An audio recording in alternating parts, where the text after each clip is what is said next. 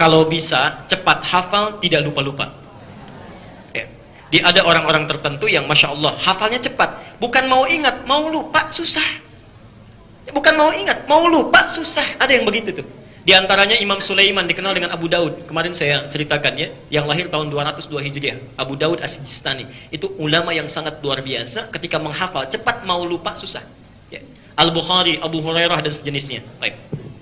Nah, kalau Anda ingin menemukan tipikal yang demikian, di antara tata caranya Anda bisa buka di kitab At-Tibyan karang Imam An-Nawawi. Saya rangkum cepat saja. Satu,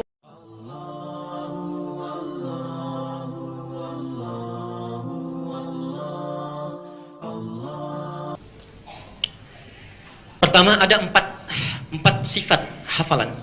Empat sifat hafalan sebelum kami terangkan caranya. Satu, ada orang yang cepat menghafal, jadi begitu disampaikan cepat hafalnya. Ya. Dan sulit lupanya. Sulit lupa. Di cepat hafal, sulit lupa, lambat lupanya. Satu, ini yang bagus. Yang kedua, ya, lambat hafalnya, tapi lambat juga lupanya. Ingatnya lama, setelah nempel juga susah lupanya. Yang ketiga, cepat hafalnya, cepat lupanya. Baru dihafalkan begini, oh hadis nomor sekian, keluar dari masjid lupa lagi. Bisa ya?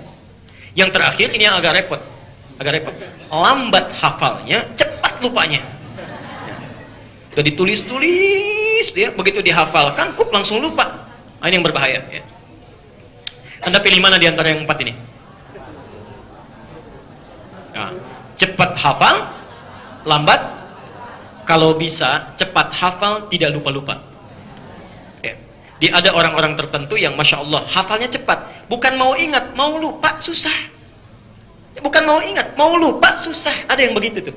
Di antaranya Imam Sulaiman, dikenal dengan Abu Daud. Kemarin saya ceritakan ya, yang lahir tahun 202 Hijriah, Abu Daud As-Sijistani. Itu ulama yang sangat luar biasa, ketika menghafal cepat, mau lupa susah.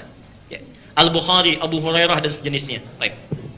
Nah, kalau Anda ingin menemukan tipikal yang demikian, di antara tata caranya Anda bisa buka di kitab At-Tibyan karang Imam An-Nawawi. Saya rangkum cepat saja.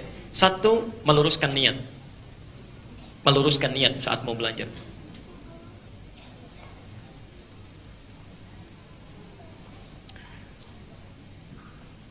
Biasanya kalau orang belajar itu, ya umumnya niatnya ada dua kalau di psikologi pendidikan itu ya. Ada intriktif, ada ekstrintif. Ya. Di intriktif itu untuk dirinya sendiri mengumpulkan hafalan. Jadi belajar misalnya, ya, intrinsik, jadi mendapatkan sesuatu untuk mengumpulkan pengetahuan, untuk kumpul aja, untuk kumpul di psikologi pendidikan modern yang saat ini. Jadi ada orang yang saat menghafal cuma pengen tahu, jadi pengen berilmu saja. Ya. Ada ekstrinsik. Ekstrinsik itu mengumpulkan ilmu untuk tujuan yang lain. Kalau bahasa anak sekolah sekarang, menuntut ilmu untuk dapat kerjaan, menuntut ilmu untuk dapat ijazah. Jadi ilmu itu cuma jembatan saja, yang penting kerjaan dicapai. Yang seperti ini yang agak bahaya ini, karena saat kerja ilmunya lupa. Ya. Nah, Islam tidak keduanya. Islam tidak pada keduanya. Karena Islam ini memadukan keduanya dengan niat namanya. Dengan niat. Kalau Anda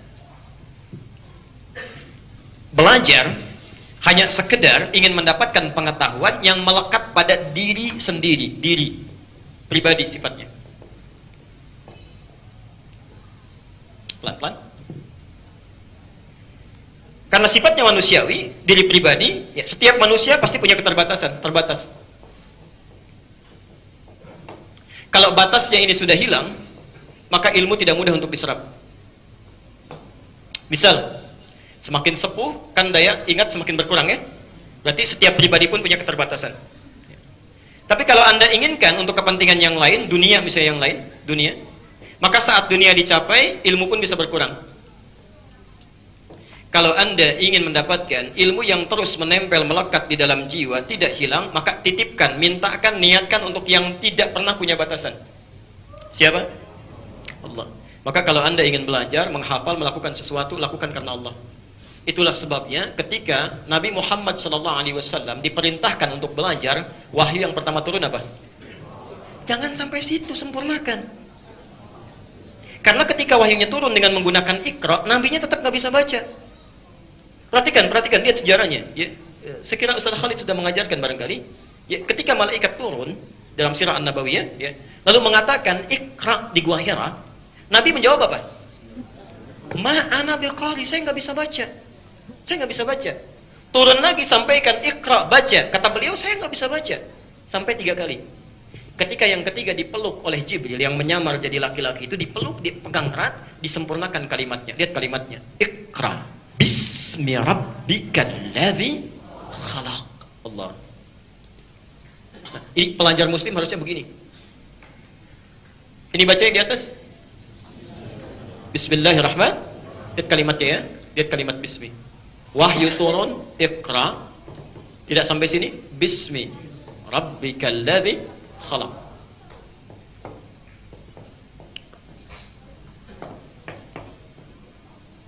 Satu, dua, tiga.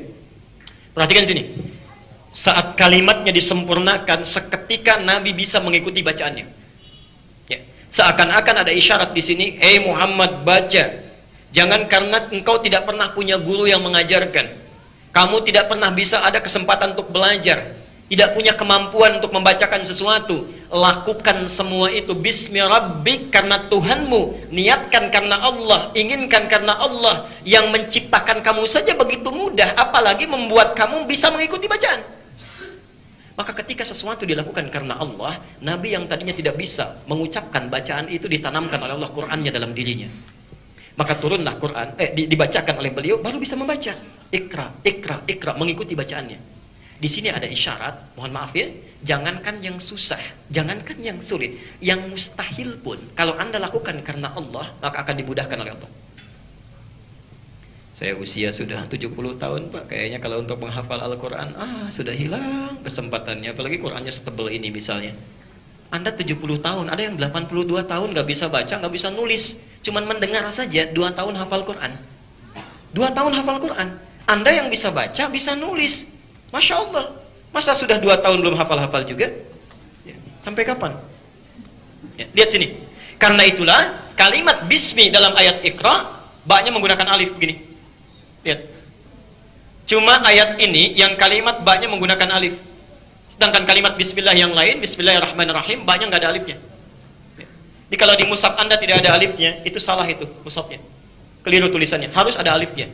Karena tanda alif ini menunjukkan peristiwa bahwa alif itu menunjukkan panjang, sesuatu proses yang panjang. Ya. Umumnya kalau harokatnya ba, ada harokat kasrah, bi, itu alif nggak ada. Kalau ada ya wajar, tapi alif nggak ada. Karena alif itu biasanya menunjukkan satu makna, huruf yang dibaca a panjang. Ada huruf ta begini, dikasih alif begini, baca ta. Ada huruf fa, dikasih alif, baca fa. Selalu a panjang. Kok bisa yang ini harokatnya ba, kasrah, tapi ada alifnya? Ingin menunjukkan pesan kepada kita bahwa ini menunjuk satu kisah. Ada orang yang ketika diminta baca, panjang prosesnya, nggak bisa-bisa. Tapi ketika dilakukan karena Allah, begitu cepatnya. Saking cepatnya, pengen cepat dikuasai. Ya.